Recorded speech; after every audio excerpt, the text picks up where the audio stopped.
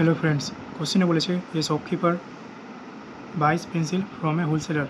একটা শপকিপার হোলসেলের কাছ থেকে পেন্সিল কিনছে, 40টা পেন্সিল কিনছে 20 টাকায় এবং বিক্রি করছে সেটাকে 20টা পেন্সিল বিক্রি করছে 20 টাকায়। তাহলে জানতে চাইছে ওর প্রফিট পার্সেন্টেজ বা লস পার্সেন্টেজ কত। চলো শুরু করা যাক সমাধান।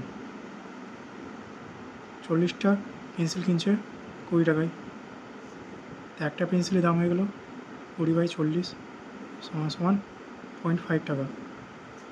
এবার সেটাকে বিক্রি করছে ও 20টা পেন্সিল বিক্রি করছে 20 টাকায়, একটা পেন্সিল বিক্রি করছে ও 20/20 ইকুয়ালস টু 1 টাকায় বিক্রি করছে। 0.5 টাকায় কিনছে এবং 1 টাকায় বিক্রি করছে। কত টাকা প্রফিট করছে? 0.5 প্রফিট করছে। কততে? এই 0.5 তো 100তে কত টাকা প্রফিট করবে? কাটাকাটি করলে হয়ে গেল 100% প্রফিট করছে। এটাই হলো আমাদের অ্যান্সার।